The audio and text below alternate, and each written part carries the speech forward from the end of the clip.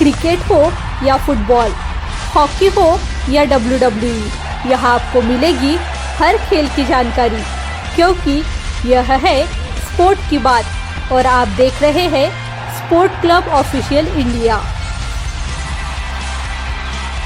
Hello, good afternoon. कैसे हैं आप सभी? मैं हूं आप सभी का दोस्त सूरज और आप देख रहे हैं स्पोर्ट्स क्लब ऑफिशियल इंडिया। दोस्तों, बड़े दिनों के बाद स्पोर्ट्स की बात का 150th एपिसोड शूट हो रहा है और आप हम सभी मतलब हमें खेद है कि स्पोर्ट्स की बात का एपिसोड जो है वो इतने दिनों तक पेश नहीं हो पाया, बट हम कोशिश करेंगे लगातार आप सभी के बीच ये एपिसोड जो है वो प्रसारित हो। आज सारी तमाम खेल खबरों पर चर्चा करने के लिए हमारे साथ एक दफा फिर स्टॉलन जी उपस्थित है। स्टॉलन जी, बहुत बहुत स्वागत है आप सभी का। Thank you Suraj, thank you so much. जी, स्टॉलन जी, सबसे पहले हम शुरुआत करते हैं हॉकी से। कल हमने स्पोर्ट्स डे मनाया और मेजर ध्यानचंद जी के जन्म दिवस पर ये स्पोर्ट्स डे मनाया जाता है और उसका एक स्पेशल वीडियो भी हमारे चैनल पर कल ही अपलोड हो चुका है। अगर जिन्होंने भी ये वीडियो देखा नहीं है, प्लीज़ इस वीडियो को देखिए और मैं डिस्क्रिप्शन बॉक्स में उसका लिंक ज़रूर आप सभी के लिए प्रोवाइड कर दूंगा, या फिर जो हमारे सब्सक्राइबर है वो स्पोर्ट्स क्लब ऑफिशियल इंडिया को विजिट करके देख ही सकते हैं। तो अगर मेजर ध्यानचंद जी की अगर बात करें स्टॉलन जी, क्या लाजवाब प्लेयर थे जिन्होंने 185 से ज़्यादा मैचों में अपने टीम का प्रतिनिधित्व किया है। 400 से अधिक उन्होंने गोल किए हैं। उसके साथ साथ हिटलर और डॉन ब्रैडमैन जैसे दिग्गज जो थे वो उनके मुरीद हो चुके थे। नहीं, ये तो बहुत ही अलग इंसान थे मेजर ध्यानचंद जी। और जी जैसे कहते हैं कि हिटलर ने उन्हें फोन किया था और कहा था कि यार तुम हमारी टीम से खेल लो, बिल्कुल उन्होंने सीधा सीधा मना कर दिया कि भारत से खेलना मेरा गौरव है और भारत ही मेरा देश है, तो मैं अपने देश से ही खेलूंगा। और जो जवाब दिया उन्होंने, 3 लगातार मेडल्स, 28, 1928, 1932, 1936, क्या कमाल के प्लेयर थे। और उनका सपना था कि 8 गोल्ड मेडल जीतने हैं उन्हें खेलों में, स्पेशली बिल्कुल हॉकी में। 3 तो है हमारे पास और 5 कहाँ से आएंगे वो अब तक कुछ पता नहीं, लेकिन डर लग रहा है कि भारतीय हॉकी को वो प्रसिद्धि अब नहीं मिल रही जितनी पहले मिली थी। मैं चाहता हूँ कि भारतीय हॉकी टीम अच्छा करे और मेजर ध्यानचंद जी का वो 8 गोल्ड वाला सपना है वो पूरा करे। सिर्फ हॉकी नहीं, वो बाकी खेलों में भी बहुत ही रुचि रखते थे, उन्हें बाकी खेल भी आगे बढ़ते हुए देखने थे भारत के। बिल्कुल। हॉकी में किस तरह से देख रहे हैं आप, हॉकी का भविष्य किस तरह से देख रहे हैं आगे, जिस तरह से हमारे अच्छा पास भविष्य है ये सूरज जी। नई जनरेशन आकाशदीप है? है, जी आकाशदीप है, हरमनप्रीत है, ड्रैग फ्लिकर्स है, अच्छे ड्रैग फ्लिकर्स और अच्छे प्लेयर हैं ये। आकाशदीप है, हरमनप्रीत है और अमित रोहिदास वगैरह कुछ प्लेयर्स हैं जो बहुत अच्छा कर सकते हैं भारत के लिए। बस उन्हें बिल्कुल मौके की और एक्सपोजर की जरूरत है। बिल्कुल। अभी मैं तो कहता हूँ जितने ऑस्ट्रेलिया से हम खेलेंगे ना, उतने ही तगड़े हम होते जाएंगे। बिल्कुल ऑस्ट्रेलिया से खेलना बहुत ज़्यादा ज़रूरी है, क्योंकि आप देखिए ना, इप्सा वर्ल्ड गेम्स के मंच पर भी ऑस्ट्रेलिया पीछे नहीं हटा है और उन्होंने बेशक क्रिकेट में सिल्वर मेडल हासिल किया, लेकिन टेनिस में उन्होंने लगातार मेडल लाए। 9 मेडल उन्होंने टेनिस में लाए। लाजवाब, मतलब ऑस्ट्रेलिया की टीम एक ऐसी टीम है जो हर मंच पर अपना बेस्ट देने की कोशिश करती है, चाहे क्रिकेट में भी आईसीसी एशियन क्रिकेट। क्रिकेट में यस, भी कॉमनवेल्थ गेम में उन्होंने गोल्ड मेडल लिया था, वैसे भारत को बिल्कुल ही हरा के। बिल्कुल बिल्कुल।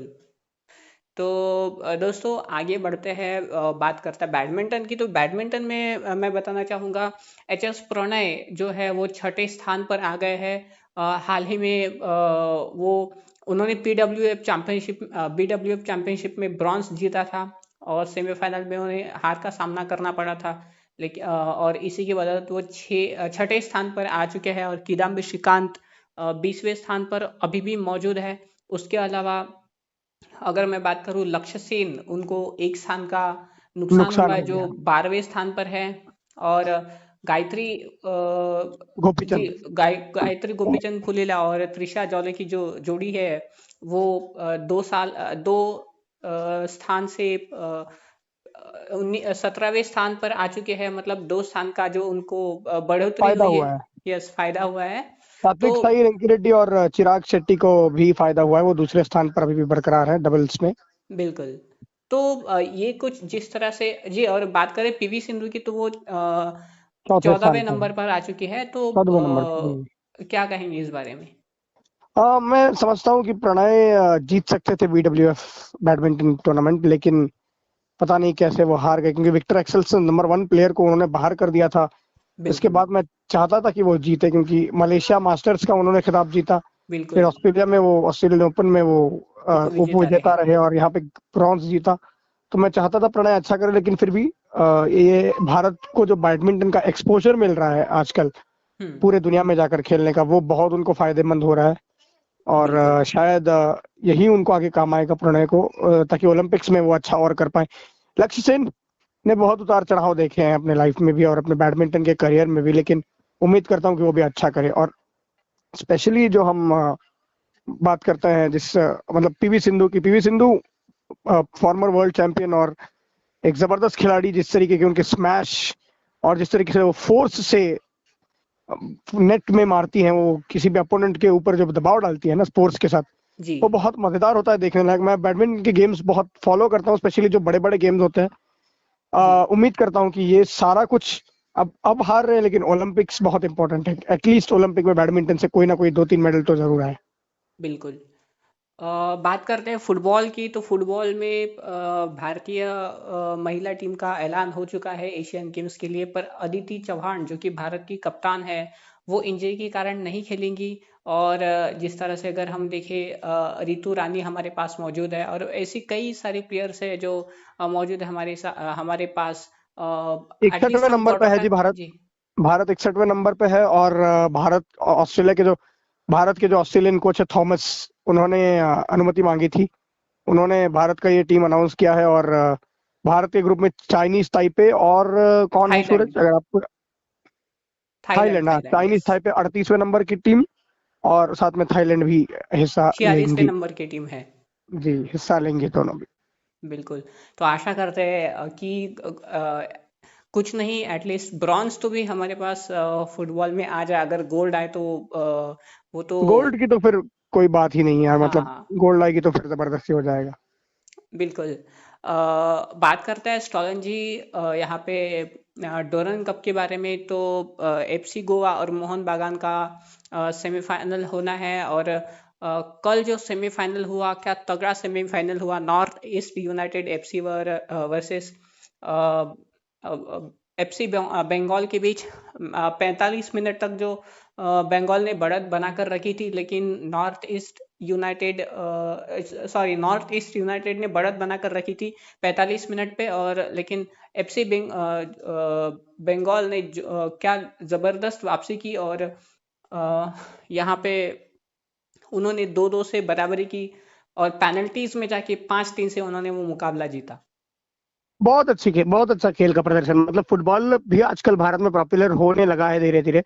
पहले तो हम लियोनेल मेसी और बहुत सारे ऐसे लोगों के साथ फुटबॉल को जोड़ते थे, लेकिन अब भारत में भी सुनील छेत्री और इन सारे तमाम और प्लेयरों के सुनील बाद, सुनील और छेत्री हो गए, समीर संदेश मुर्मू को सिंघल भी हो गए, हम बिल्कुल गुरप्रीत, नहीं भूल सकते, वो भी अच्छा परफॉर्मेंस दे रहे हैं वही वहां वही पे। इन सभी प्लेयरों के वजह से आज भारतीय फुटबॉल का भी नाम ऊपर हो रहा है। और मैं चाहता हूं कि भारतीय फुटबॉल ऐसी ही तरक्की करते रहे। और आज जो मैच कल जो मैच होना है दुरन कप में, एफसी गोवा और मोहन बागान। मोहन बगान का, बहुत ही तगड़ा मैच हो। ये जो कल हुआ उससे भी अच्छा और मैच हो, मैं चाहता बिल्कुल। हूँ। 5-3 अगर क्या स्कोर लाइन अगर है मान पेनल्टी की। लीजिए स्टॉलन जी, मोहन बागान अगर ये जीतता है, तो एक दफा फिर बंगाल एफसी और मोहन बागान आमने सामने देखिए, आएंगे। मैंने आपको क्या कहा था जब वुमेन्स फुटबॉल वर्ल्ड कप का फाइनल हुआ था, हाँ आपने मुझसे पूछा था एक सवाल कि क्यों इंग्लैंड को आप नहीं जिताना चाहते, क्यों स्पेन को। मैंने कहा यार, मैंने आपको कहा था, आपको याद होगा शायद, आपने मुझे टोटली डिसएग्री किया था मुझसे कि नहीं यार इंग्लैंड जीत रही है, आपकी प्रेडिक्शन थी। मैंने कहा था नहीं, देखो, स्पेन स्वीडन से एक तगड़ा मुकाबला खेल के आ रही है, स्पेन अच्छा जीत के आ रही है, बिल्कुल जबकि ऑस्ट्रेलिया से इंग्लैंड बहुत एक तरफा मुकाबला जीत के आई थी।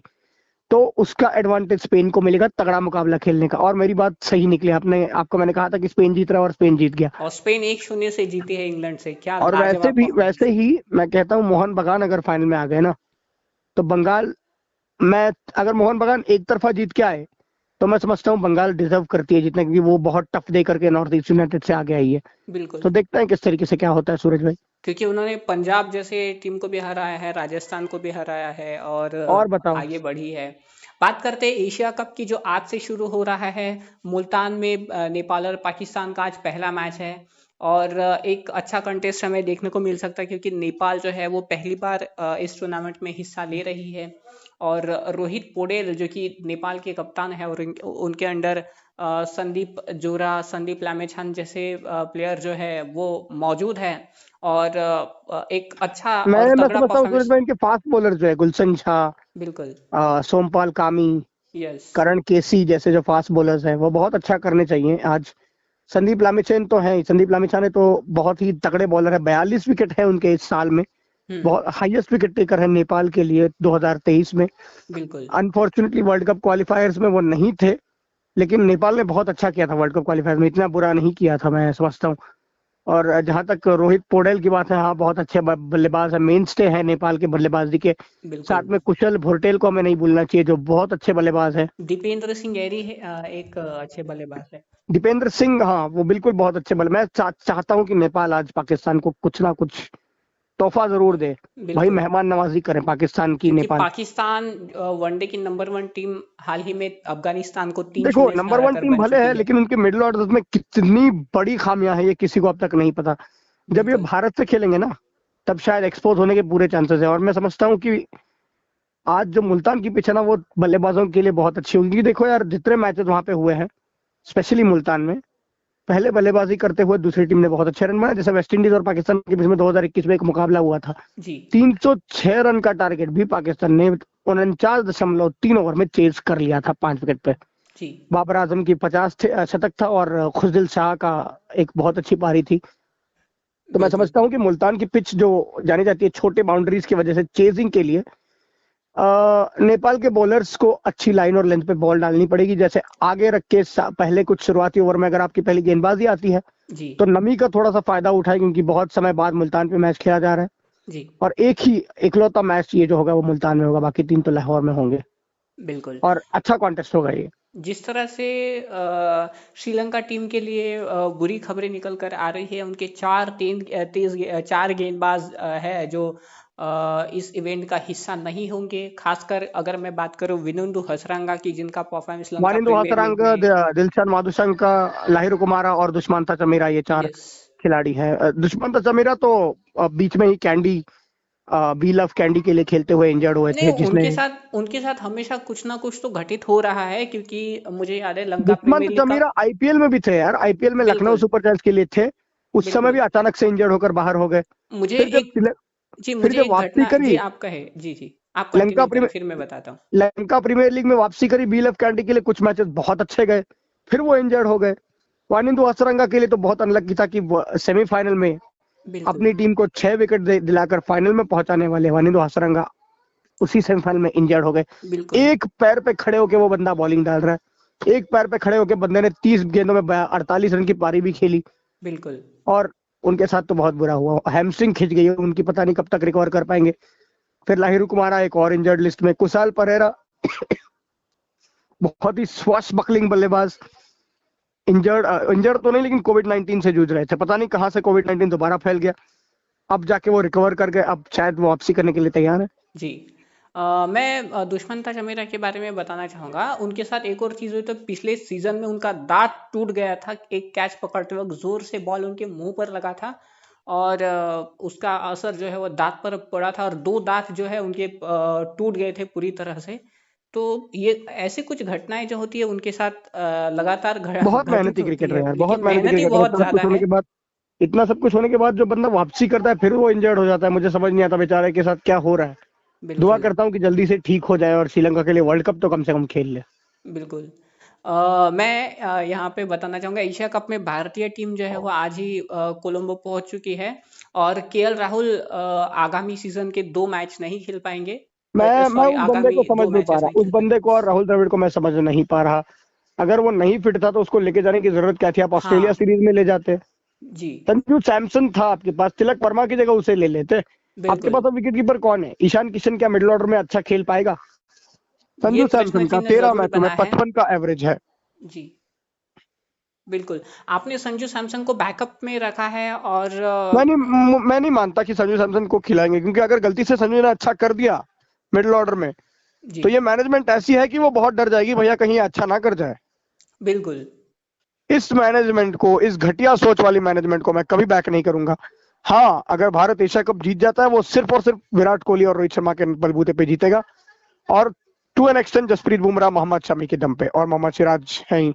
बिल्कुल। लेकिन मैं इनकी वो सोच, नंबर 8 तक बैटिंग चाहिए, मैं नहीं मानता यार इस सोच को सही। क्योंकि भाई आपके टॉप यजुवेंद्र ऑर्डर, चहल केवल आप ये कारण देते हो कि सिर्फ यजुवेंद्र चहल बल्लेबाजी नहीं कर सकते हैं, इस वजह से अगर भाई आप उन्हें नहीं आपके खिला टॉप रहे 7 हैं फिर तो क्या ये कर रहे कितनी हैं आप? बड़ी ज्यादती आपके है उस टॉप प्लेयर 7 के साथ। बल्लेबाज हैं, इतने बड़े बड़े नाम है, कुंफू पांड्या को कुंफू पांड्या करते रहते हो क्या? वो क्या घास चराने के लिए गए हैं वहां पे? बिल्कुल। अच्छा, रन कुछ तो बनाने पिछले कुछ पड़ेंगे ना मैचों टॉप से 7 अगर को। वेस्ट इंडीज के साथ का अगर वो मैच छोड़ दिया जाए तो किस मैच में हार्दिक पांड्या का परफॉर्मेंस हार्दिक उतना पांड्या अच्छा का रहा है? स्ट्राइक रेट 110 का है 2023 में, सबसे जी खराब स्ट्राइक रेट। बिल्कुल बिल्कुल, जब से वो कप्तान बने हैं।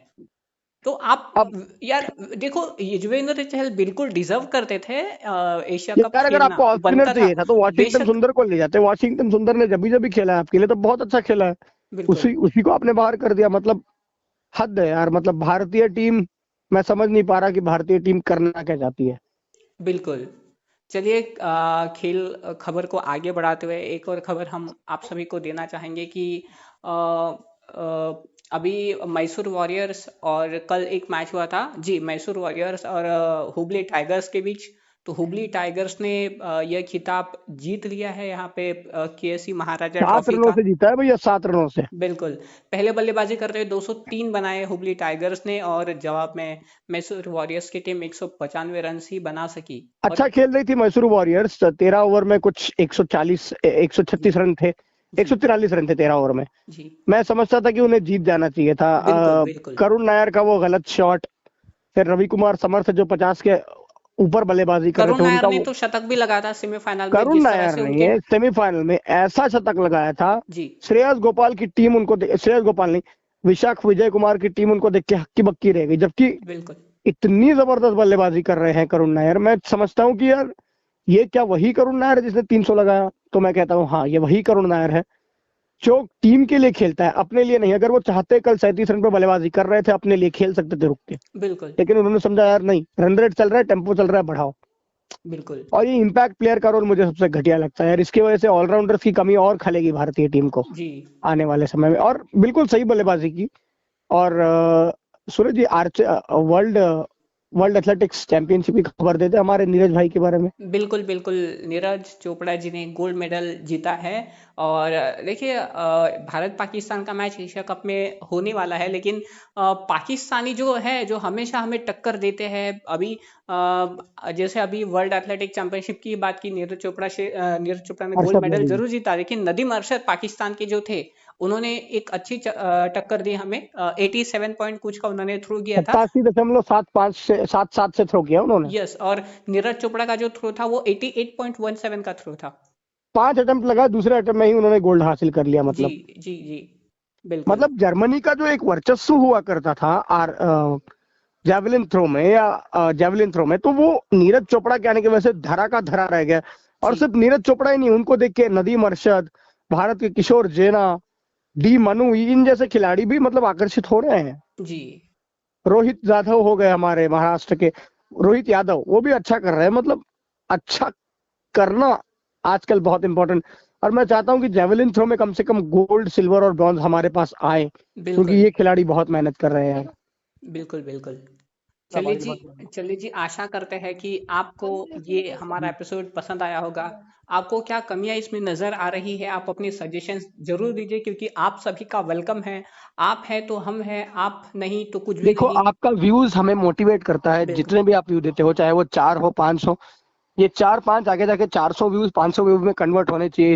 इसके दावेदार सिर्फ और सिर्फ आप होंगे। बिल्कुल हमारा कुछ नहीं। देखो, हम मेहनत करते हैं वो अपने लिए नहीं, वो आप लोगों के लिए। बिल्कुल कंटेंट हम लाते हैं वो आप लोगों के लिए। आपका हमारा काम है कंटेंट लाना, आपका काम है सराहना या फिर उसकी अवहेलना करना। आप हमें बता सकते हैं क्या और सुधार किए जा सकते हैं, बिल्कुल हम जरूर इसमें सुधार करेंगे। बिल्कुल। तो चलिए, मैं सूरज अपने साथी स्टॉलन जी के साथ विदा लेता हूँ। मिलता हूँ कल एक और नए वीडियो के साथ। तब तक खुश रहिए, मस्त रहिए, और एशिया कप का आगाज आज से ही हो रहा है, और उसका लुत्फ आप उठाते रहिए। और तब तक के लिए बहुत बहुत शुक्रिया आप सभी का इस धन्यवाद। वीडियो को देखने के लिए। धन्यवाद।